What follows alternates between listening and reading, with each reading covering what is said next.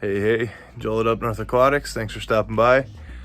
Been a while since the last video was filmed, even though it dropped last week. And we've got a lot of new stuff down here, so let's take a little tour and check it all out. Might as well start with the star of the fish room now, Rumble, the Flowerhorn. He's the one that we got in the last video, and he has been doing fantastic and eating like crazy and growing like crazy, and especially the nuchal hump on his head is like getting huge. So everything going well here, and yeah, not much else to say. Just kind of our pet fish here. See how big we can get him, and see how nasty and aggressive he can get. But yeah, all good here. This is new. I've expanded my cherry shrimp breeding into oh, does that look bad with all that protein on the water? Into expanded my breeding back into totes on the floor, because these are, there's one there, selling like crazy.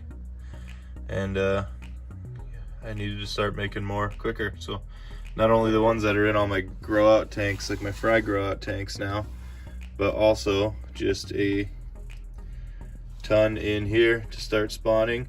There's protein film on top of the water because there's no filtration in here, and that is totally fine in most situations, and actually really good in shrimp situations, because they will eat that, as well as like a floating pellet that's just kind of sitting in there. Just stuff for them to pick away at. So yeah, so now we got shrimp breeding on the floor again. We still have these 2 colonies of cherries in the 2.5 gallons that are like going wild. This one not so much, but you can see a few little ones in there. This one is the one that's producing a ton of little ones. You can see them all over the place in there.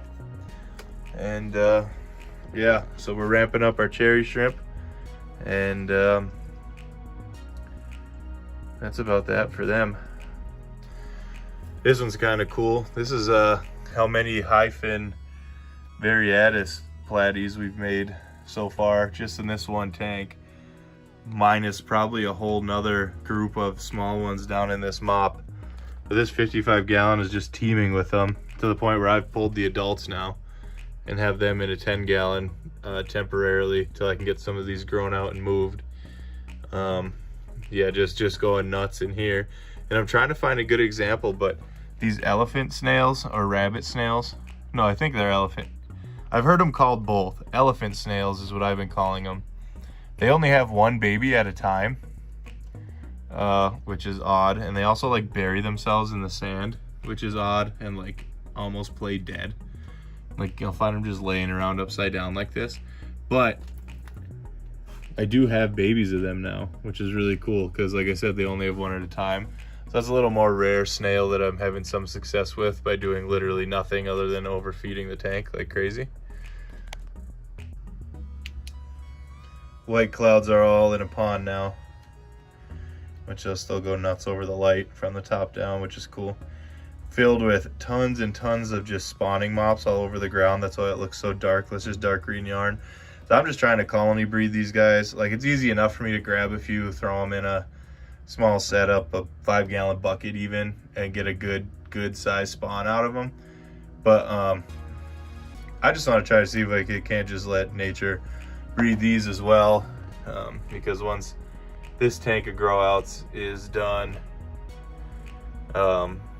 then I'll have 2 open 10 gallons and 2 open 5 gallons to try to get into doing something else as well. There's the adults of the high fins we just saw. So yeah, we're just kind of seeing how it goes here, as well as I just throw a bunch of like cull shrimp in here. So there's a blue, there was a bunch of baby blues on this filter earlier. There's a red, a lot of clear ones here because a lot of my blues spit clear. There's a lot of just clear ones in here. so we'll always have some sort of like cull shrimp. Again, ignore all the film on top of the water. I realize that this is really bad for like filming and stuff, but this is really good for like nature. And I'll show you an example now. If you look at the flashlight, that is a snail eating the protein film off the surface, which is why I'm kind of letting it go. I get it in all my tanks that I don't filter, which is most of them now. But you only ever notice it in the ponds because it's the only time you can see it is when you're looking from the top down. But again, not harmful in any way, just unsightly on camera, but it all works out as far as raising these fish and shrimp and everything, kind of filterless and kind of letting nature doing its thing, instead of me getting super involved with filtration and everything like that. Next kind of thing is I decided I think I am going to just dedicate a whole 125 to just fancy goldfish.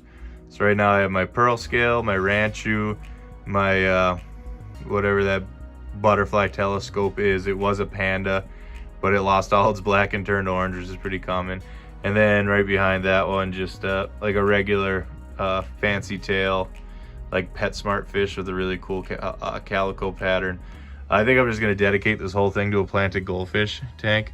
And a lot of people have issues with goldfish eating their plants, so I'm going to do a video on that next, I think, on how I kind of get around that and kind of make it work otherwise. And ignore the front of the tank covered in algae, because I fertilize this tank now, and I'm smart enough that I don't scrape it before I film. So my bad there. It looks kind of, again, bad on camera, but it's a working fish room. There's a lot going on down here, and I can't be super nitpicky with stuff like that. So yeah, cool goldfish update. I know on the last one we were worried about the ranchu because he was acting kind of funny, but he settled in after a couple days, and he's doing awesome now.